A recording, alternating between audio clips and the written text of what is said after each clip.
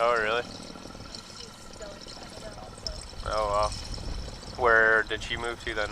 She lived in Churchill for 10 years, and then she just moved to Winnipeg last October Oh, really? because her husband, he worked for Comair here, and since Gardewine didn't have the contract anymore because the train, a lot of the cargo jobs were cut down to part-time, Oh. so he transferred to a job in Winnipeg. And now he trains people for cargo like all over. He's been into, do you know where Kelly Bay is in Nunavut?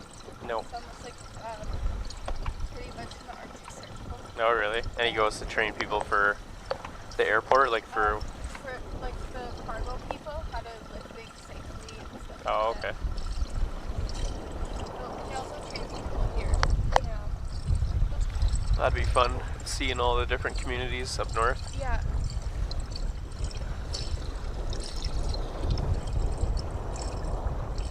But it's really different.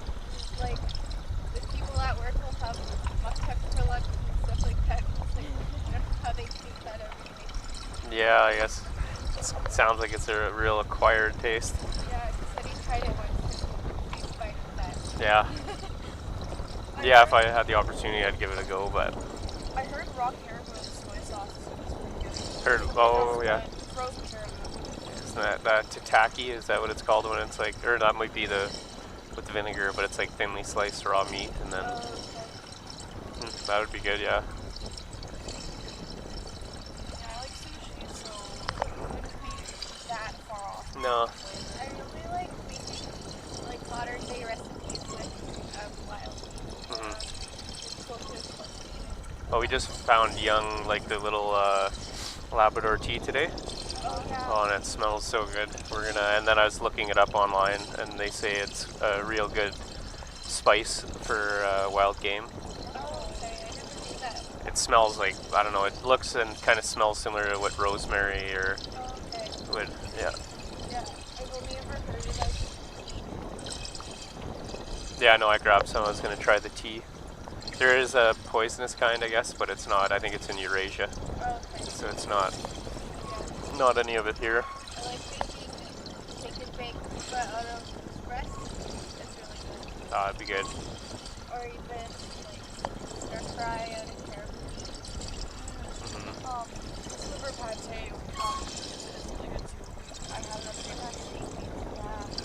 they'll need a bunch. They hired a cook to, like, because we're going to have quite a few people up for the construction crew, and to save on time for those guys to make life easier, they have someone cooking their meals. Okay. And he's, I think, studied, he said, in like French and Italian cuisine, but he was naming all the stuff he could do with the geese up here. Well, they're overabundant these days. Yeah. But yeah, I think I might try to get him some goose to cook. So it sounds like he had some pretty tasty ideas.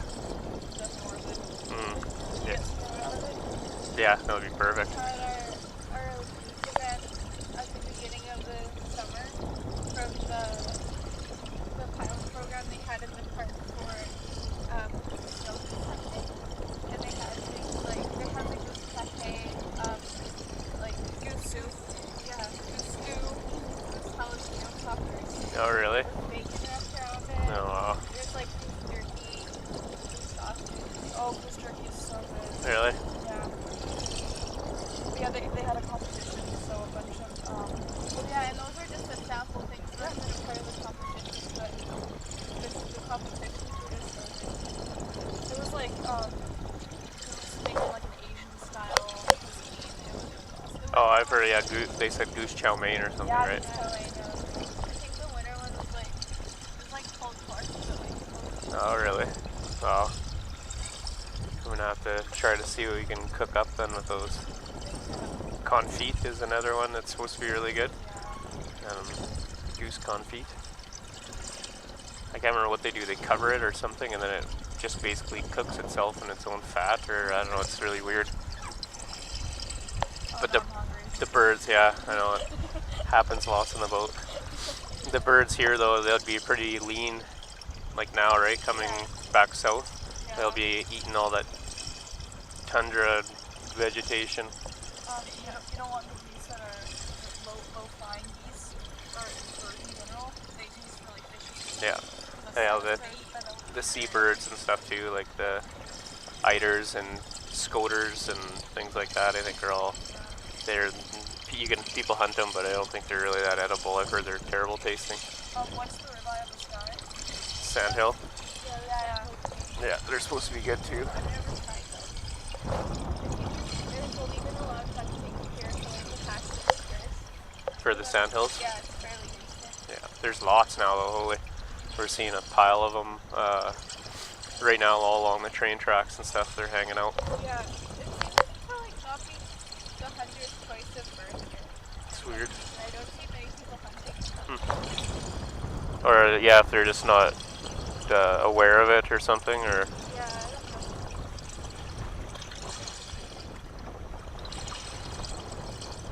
But like my mom said when she was younger, they would eat stuff like rabbit, muskrat, oh really? a bunch of things like that. She said muskrat is really good. Yeah, that's what I heard. Someone. It's full of oily stuff, like kind of like beavers. Oh, yeah, beaver. They're. If you ever, I don't know if you've dealt with them before, but they're casters. They have that really distinct aroma, and it's actually, I mean, in terms of other animals, it smells, I'd say, good. Oh, It's like they use it for, I think, cosmetics and stuff, the casters. But it's like 2 glands that secrete an oil. And yeah, no, I was surprised. I've had beaver tail before, but like the sweet, not the actual. Oh, I had the actual once before. Yeah. It's just really, it's like all it is a big, it's all fat. Oh, I thought it was really chewy. No, it's all like fat. There's, I think, bits of meat in there, but. my older brother, he traps on a trap line south of here, and he mainly traps marten.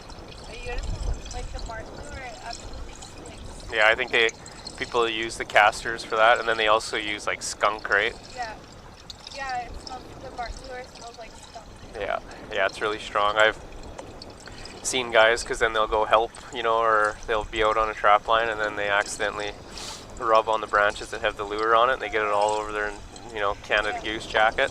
Ugh, you almost got to burn the jacket. It's gross. And it takes a long time to wear off. I feel like that's just the natural scent of some of the travelers here. Yeah, I know, I'd probably get used to it. After being out there for a month or two, I bet you everyone. Yeah.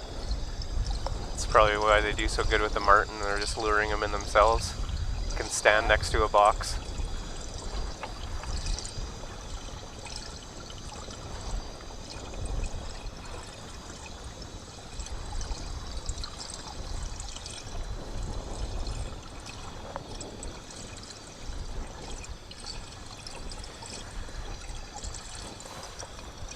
Well, it looks like all the sea north went back in. Just the one silver dolphin there scouring the area. This is just like the other day. It was how much what? Like, I'm surprised that the whales aren't here. Yeah, well, the other day when we had that real strong north wind, it was a quiet day, and I thought maybe the whales had headed out because it's that time of year and they are thinning out a little bit. But then the few days after, it was crazy. Yeah, Carolina said when she was on here, there was so many. Yeah, it was super busy. Was the water calm that day? Yeah, it calmed down pretty nice, and the visibility was really good. So I think it's mostly today due to, again, we're back to that crappy wind and it gets murky and rough. And I also heard too, actually, we had, who was it that said Danny from the CNSC said she flew over because she came from Seal River, and there's a lot of whales at Mosquito Point. So they may be hiding up there, but that's like 10 kilometers up the river, and we don't have that sort of range on the boat. Yeah, that's what I think some of the ladies were telling me a few weeks ago. They said that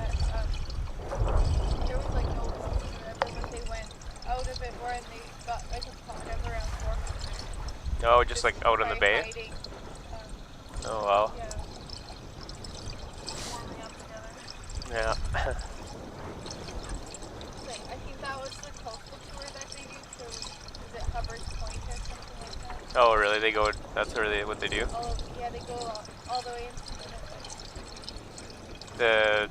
The Lazy Bear does? Yeah, on their bigger boat. Oh, like just for a day trip or? Yeah. Oh, wow. That's a long ways. Yeah, so I'm not sure if they have different packages, but so while their guests are here, one day they do the trip up the coast, and another day they'll come to the port and do the more like in the estuary. Oh, okay. It's nice 2 in 1. Yeah. Don't mind that, okay? What's that? It's nice 2 in 1. Yeah. Yeah, it'd be nice driving down the coast. You get to see a lot of nice country. I would assume that Nunavut is one of the more inaccessible places too. Yeah. If your goal is to visit every province, Yeah. You gotta be careful, like on days like this, you know, when Yeah. the wind kicks up, it's pretty unexpected sometimes. Yeah. Like yesterday. Yeah, and well, yesterday it wasn't bad. It was bad, but I mean, it was manageable. Yeah. And I was rushing because I knew it was going to pick up, and I thought if we could just get a bit of time on the water, and then by the time we got the boat in, it was crazy. sometimes we get tourists coming and saying, no, we need to like go on that trip now, and like the weather doesn't allow for it. So Yeah. that's why it's always nice to pack a day or 2 in advance, or like give yourself extra time in case the weather doesn't. Cooperate. Yeah. Especially here, I think a lot of the people who come here don't realize that pretty much our tourism depends on the weather. Yeah. Definitely. And it being in Churchill, it fluctuates quite a bit. Yep. I haven't gone to that this year because of the weather, but it's happening. Yeah, it's not, So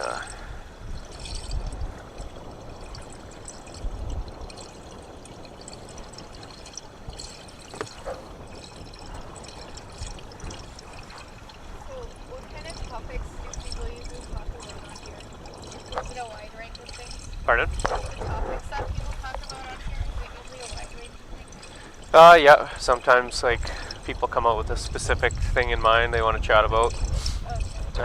And then, yeah, it's just casual conversation for the most part. Talk a bit about the belugas, or the lack of belugas, like today.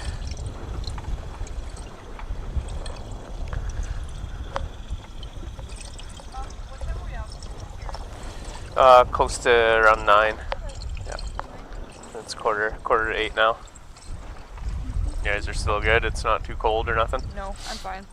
My mittens dried off by now, so. Definitely getting chillier.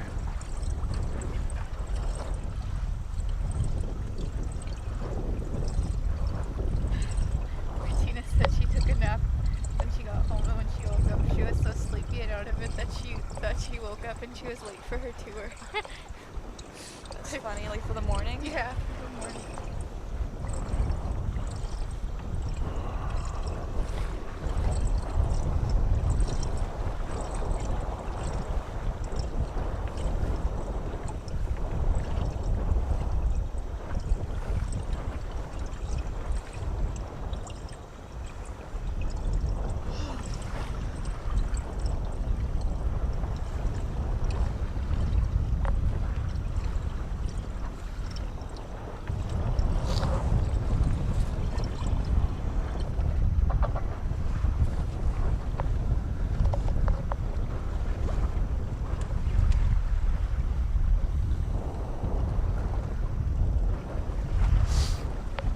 So you eager to get some more warm weather? Once you guys head back, it should Oh, yeah. probably still be. I'm hoping for some nice, because we didn't really get to go in our bathing suits or go swimming much up here, right? Because the water's so cold. Yeah, even if it is hot, it's still. Yeah, water's Almost. still freezing. Yeah. So I'm hoping for a few nice beach days when I get back. No, yeah. Just one. That's all I want. Yeah.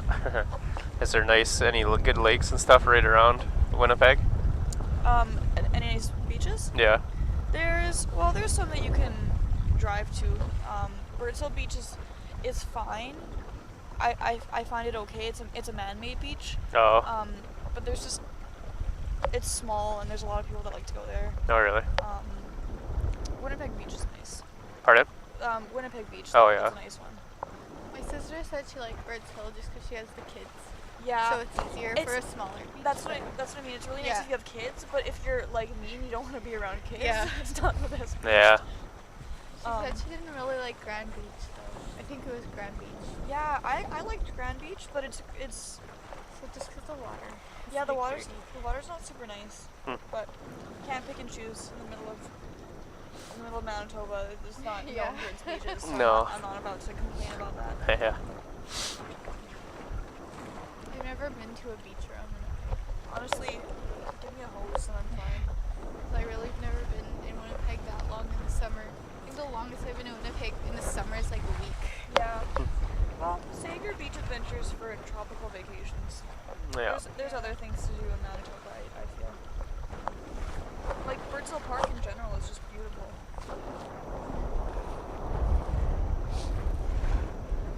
What's the park near? It's like a little, I don't know, few blocks away from the airport. But there's like a huge hill going up to the top. Is that Garbage Hill?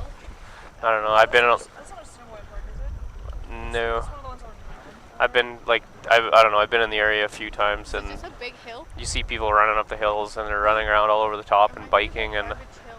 I've never climbed up to the top. I've never been there. You never been to Garbage Hill? No.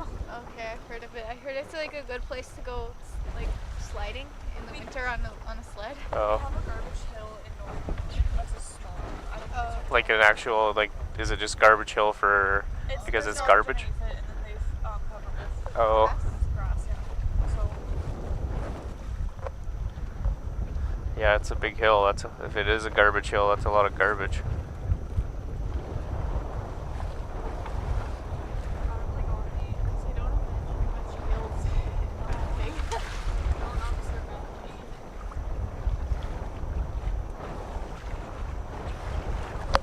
I don't really go in the area by the airport very often. Yeah. So I'm traveling. It's kind of far from my house. Oh, really? Yeah, the footprint of Winnipeg is pretty huge. Like, everything's really spread out. Yeah, it's getting bigger. I had to do like some errands and stuff when I was there, getting materials to bring up, and it's crazy. Some of it takes like 45 minutes to drive across the city, Yeah, and you're just driving all over the place, right? and it's not Nothing's together. and it's not necessarily because of traffic either. It's just takes forever to get there. Especially with the rivers in the middle of the city. It's like you have to drive around them or over them on a bridge. Yeah. But it makes the transit really crappy. Well, the road systems are very inefficient. Mhm. But I think if they would have known in retrospect, they would have made some changes, but that's just not possible. Yeah. The Human Rights Museum, that whole area is pretty cool. Yeah, it is. That's really nice. That big bridge, and then the museum itself is unreal, and that little market. What's that area called? The forks. Yeah. I love Museum of Man and Nature. That one is my favorite museum. The which one? Museum of Man and Nature. Oh, yeah, that Oh, was cool. I haven't heard of that one. The non-section there. It's a big boat. Oh, really? Yeah. And it's really cool to walk around it. Also called the Manitoba Museum, right? Is it the Manitoba Museum of Nature? Something like that? I think they changed the name. Oh, because okay. Must have been when I went there. That's how I knew it growing up. So it's just really stuck in my head. Oh, yeah. Yeah. That boat. It is. They have like big water all around it. You could like step on it. It's like It's like an old style ship. yeah. It's like glass almost. Oh, cool. But anyways, it's really I'll have to check it out next time. I'd really like to go to the Children's Museum. Once a year they have an adults night. Otherwise, you have to go with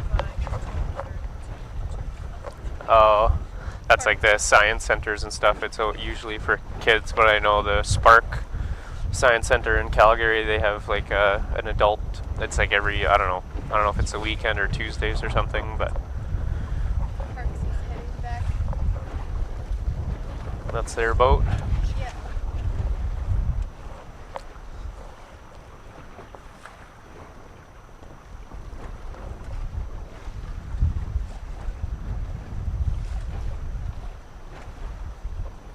Was there a sleep today? No, You guys have been doing 2 when it's really busy? Like they said, Tours no, like 2 groups, 2 tours? at the fort. Yeah, like the other day, didn't you have, we had one start at the Cove and one start at the fort? So there's about a sloop cove hike once or twice a week. Sometimes we don't have them because there's no interest. Oh, But at the fort itself, yeah, they have 2 tours. yeah. Smaller tours are a lot more personal. Yeah. Yeah, when you're trying to talk to 40 people, it's be tough too. Yelling. Yeah. Hey? I don't even know what tours, but I watched them. Yeah. No, I wanted to do the Sloop Cove hike. I think it'd be pretty cool. I think there's one happening on Saturday. Oh, really? Yeah, they're always going when I'm on the water. Yeah, right now you can pick berries on it. Oh, really? You're not supposed to pick anything on park's property, but the park's property ends after those rocks at Sloop Cove. And then the whole hike, like up to around there, is not park's property. Oh, so eat as many berries as you can get your hands on. Yeah. That's why I thought of a couple times that it seemed like this, taking a long time for people to walk. Yeah. And it must be because they're, Sometimes just with really big groups, people are interested in different things, oh yeah, so they're spread out. gonna keep them all corralled together. Yeah.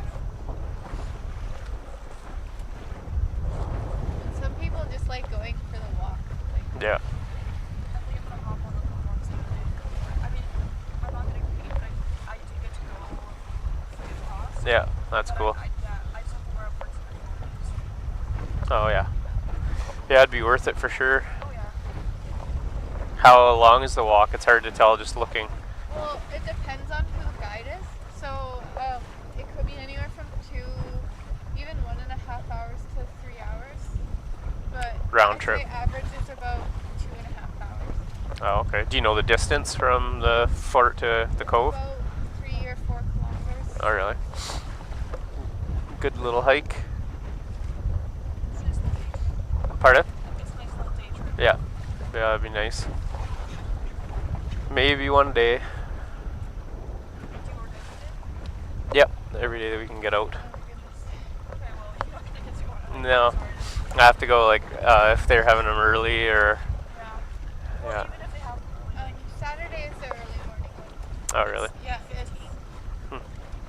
Are you always on the water later?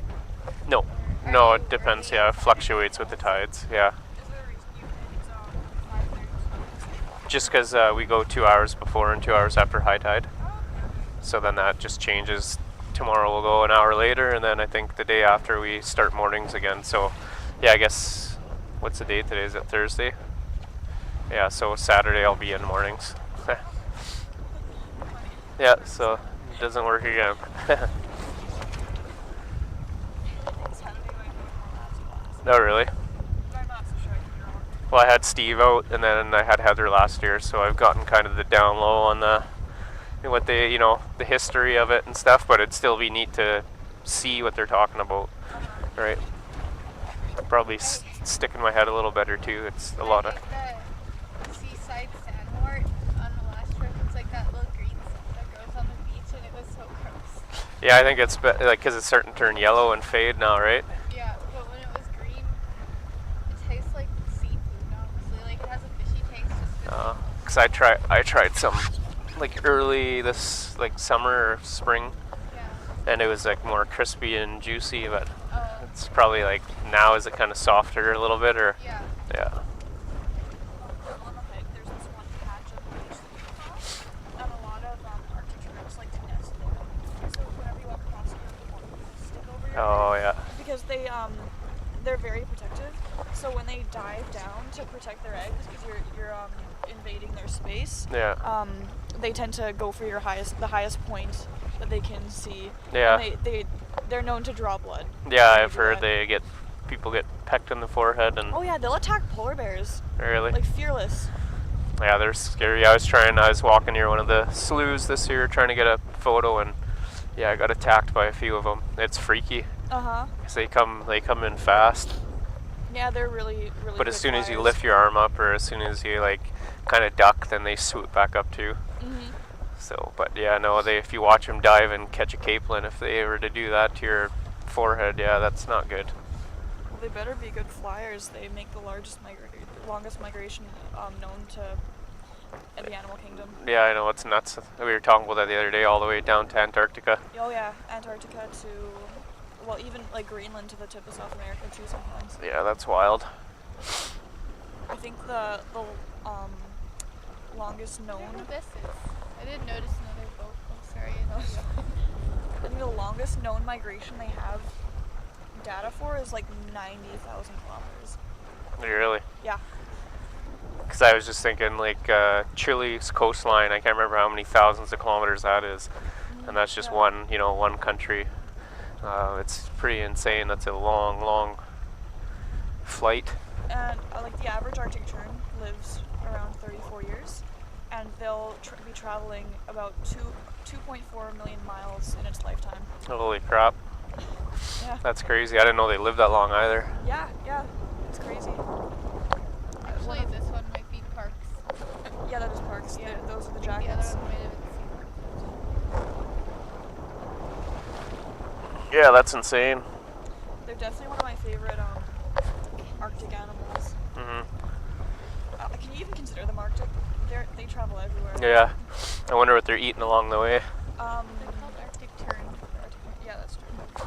They eat mostly small fish and like animals without spines and bones, invertebrates. Oh. Yeah. Small invertebrates. Yeah, I was thinking too, like, because then they're obviously not on the coast for the entire migration. No. Just thinking, yeah, like I guess there's maybe little fish they could peck at on the way, and then. They've been known to eat berries and other stuff when food is scarce, but for the most part they are carnivorous. Yeah. Yeah, obviously they got it dialed in if they're making that trip, and yeah, it's. Well, if you just look at their physical structure, they have such sharp features. And that Streamlined. Yeah. I'm guessing that they glide a lot of the time too. Yeah, I guess we were talking to, like, just things like the black around their eyes, or same with the Bonaparte gull, how they have the black heads, if that reduces glare, like, because it's crazy how they could pick out those little capelin. Like, it doesn't make sense to me that they could see them as good as they do. And they're pretty successful hunters. Most times when you see one shoot down and hit the water, it comes up with the fish. And like, we've seen them catch little fish like that big. So like a couple, 2 inches long. They're so cute though. They mate for life, and both sexes have to agree on a nesting spot, and they share incubation responsibilities. Oh, really? Yeah. It's good values, I guess, or what? Yeah. Yes, Arctic terns are good values. Yeah. Well, morals. Good relationship. Yes. Label your relationship after a They even turn. do courtships. Pardon? They even do like little courtships. Like the female has to chase around the male to show off her flight capabilities. Oh, really? There's something that the male has to do, but I can't quite remember it. It's some sort of dance or squawk or something like that. Someone should write a book on how to and relationships, and then just do exactly what the tern does. And just put people instead of terns in the place. Sounds like, yeah. You have to dance for them, and the male will do a courtship dance, and then you both have to agree on a house. I'd pay for that. Both have to take care of kids. Yeah. Both have to provide food. Sounds like a pretty good template.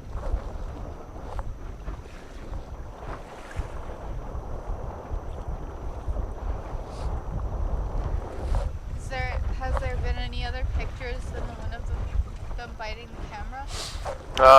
Not today. I can show you guys that photo. I'll bring it up.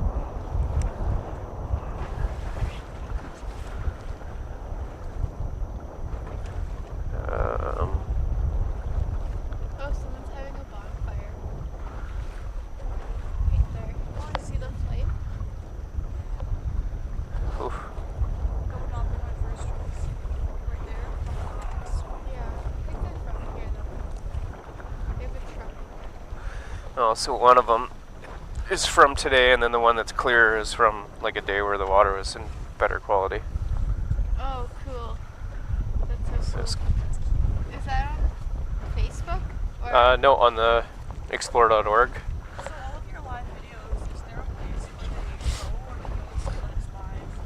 If I want to go back and look at videos of people this week doing their spiel, could I view that online? I don't know if there's like a log like that, but they do anytime